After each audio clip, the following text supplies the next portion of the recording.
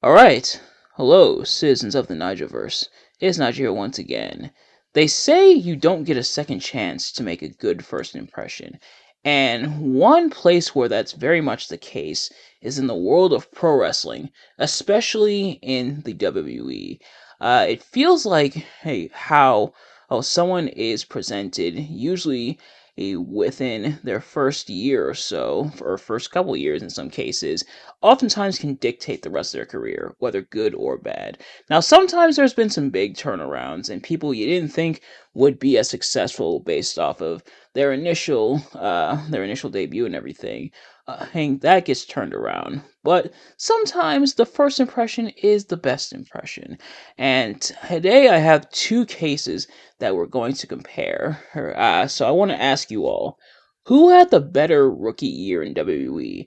The Olympic gold medalist Kurt Angle or the phenomenal AJ Styles?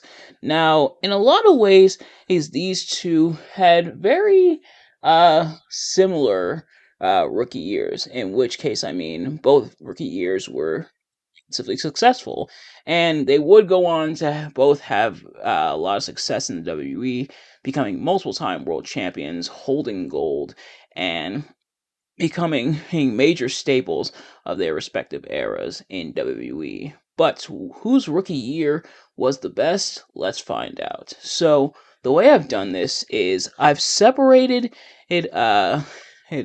separated everything into two different categories.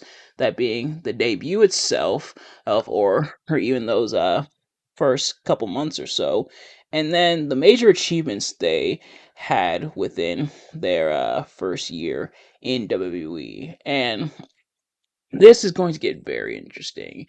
And by a year, like their rookie year, I mean going from event to event. Now, thankfully, Kurt Angle and AJ Styles debuted on WWE TV at an actual event, not like a house show, also, or like an episode of Raw or SmackDown. So Kurt Angle debuted at Survivor Series 1999, at least on TV. And meanwhile, AJ Styles debuted in WWE at the Royal Rumble 2016, actually in the Royal Rumble match itself. So I figured we'll have the year go from the initial event to that next year's event. So, for Kurt Angle, we're looking at Survivor Series 1999 through Survivor Series 2000.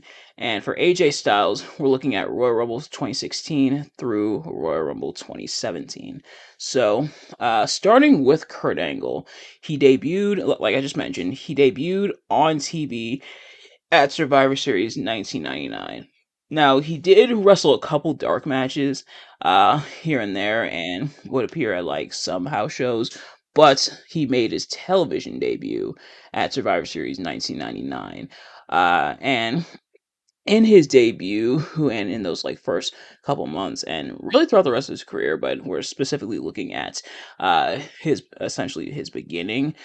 They played up the fact that he was a former Olympic gold medalist, and which is very smart of them to do, play that up and kind of translate that to his wrestling character, especially because it was wrestling that he got his gold medal in. And at first he started off as a baby face, as like a white meat, like clean cut baby face, but eventually he turned into an obnoxious heel, weaponizing his Olympic gold medal, and using it to antagonize the crowd. And already we see something that happens with a lot of characters where they start off one way, but then they eventually shift towards a different character depending on audience reception. And we see that with Kurt Angle.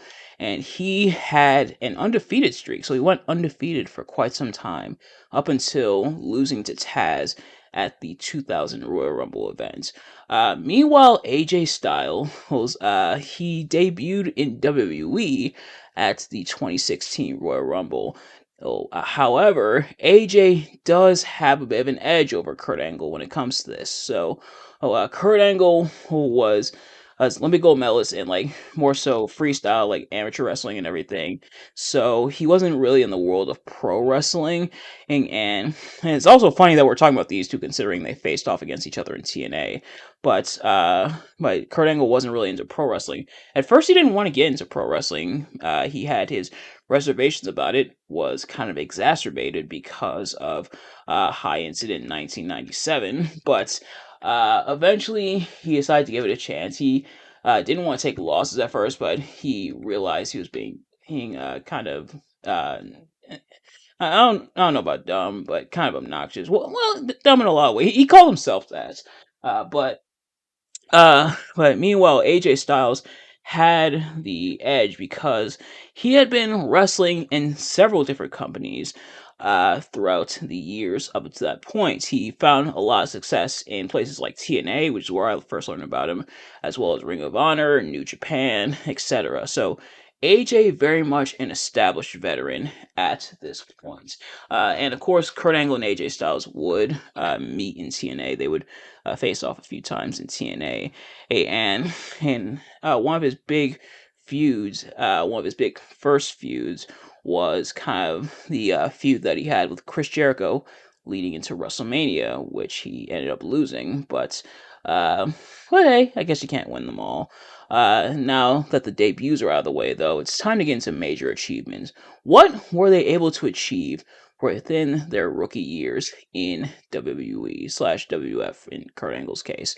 Well, for Kurt Angle, he ended up winning the European Championship on the February 10th episode of SmackDown. He won the Intercontinental Championship at No Way Out 2000, so he held both the Intercontinental and the European titles simultaneously.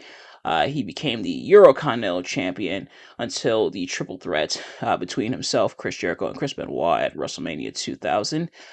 He aligned himself with Edge and Christian, becoming Team EK, aka Team ECK.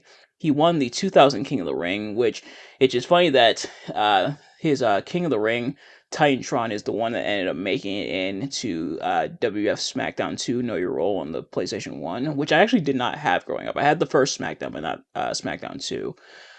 He main evented accidentally put WrestleMania 2000. That should be SummerSlam 2000. So he main evented SummerSlam 2000, where he absolutely got his bell rung by accident during the course of the match. But I guess workplace hazards are a thing. But he would end up winning the WWE Championship at No Mercy 2000. He won it from The Rock. He won the six-man Hell in a Cell match at Armageddon 2000, and the one where it was six guys, and they haven't done a six-man Hell in a Cell ever since. I'm pretty sure I'll review that at some point. And he actually didn't lose the WWE Championship until No Way Out 2001. So I know we did go slightly past Survivor Series 2000, but I figured I'd throw that in there, and I kind of did something similar for AJ here. But as for AJ Styles, let's see what he did in his rookie year. So AJ Styles managed to last 29 minutes in the 2016 Royal Rumble match. He was in there for a while. He came in at number 3 in the match. They got him in early, and he was in for a while before he got eliminated by Kevin Owens. Learn more about that in my review of the 2016 Royal Rumble match.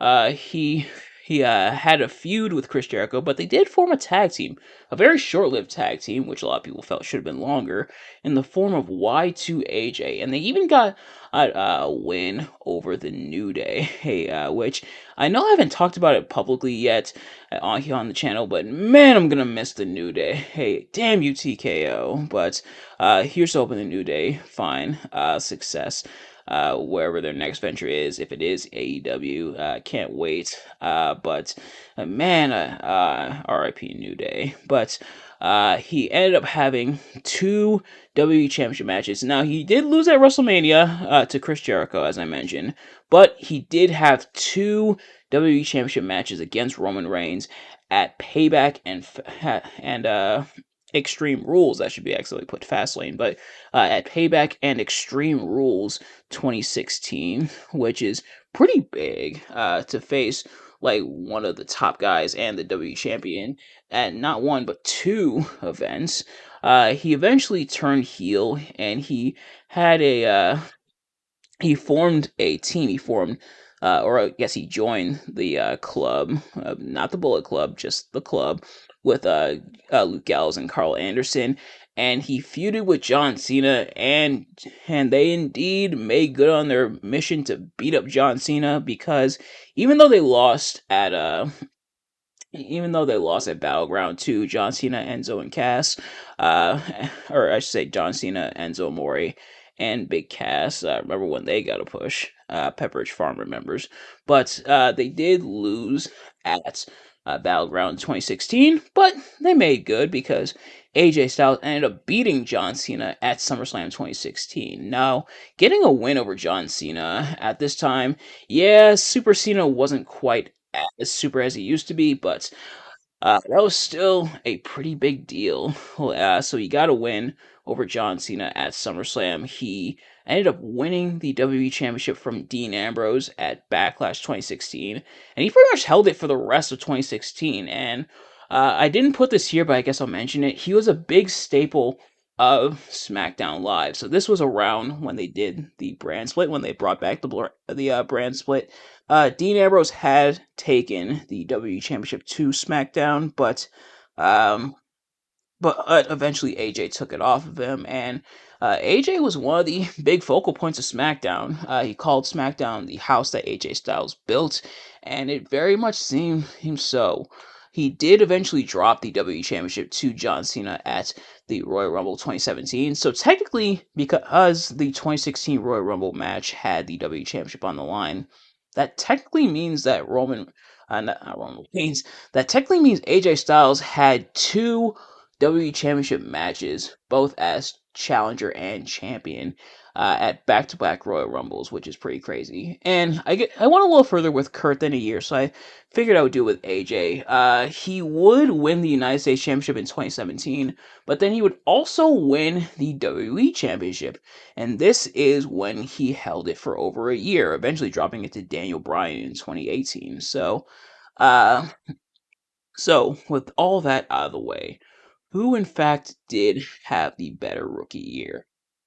Honestly, it's kind of it's not super hard, but it is kind of, I guess it depends on your criteria.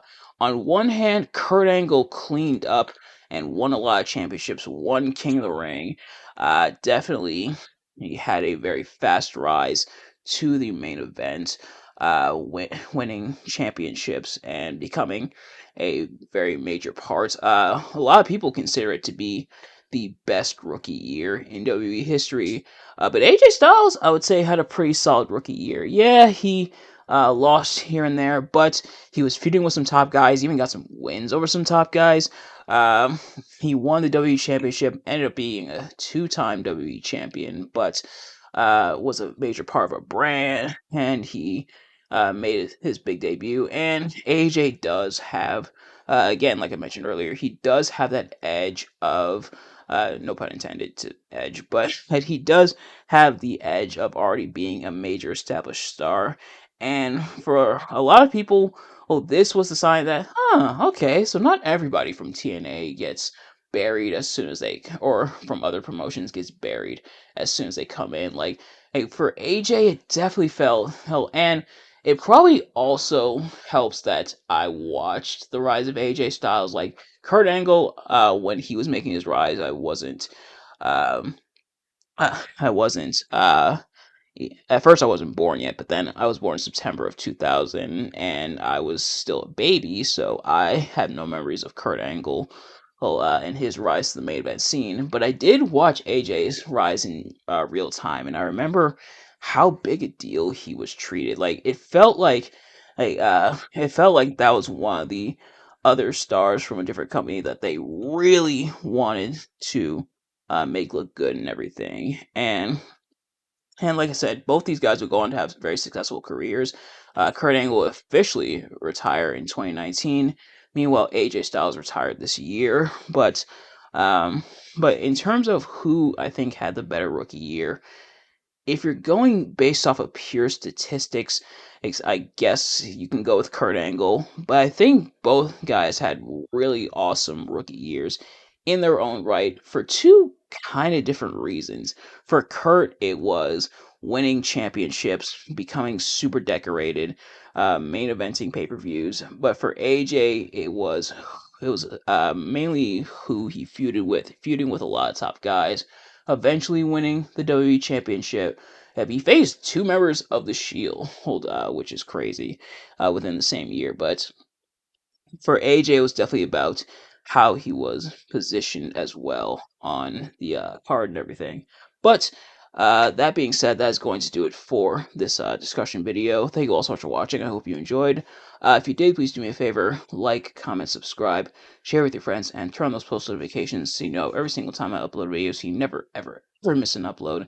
And let me know in the comment section below, who do you guys think had the better rookie year in WWE? But in the meantime, thank you all so much for watching. I will see you guys later.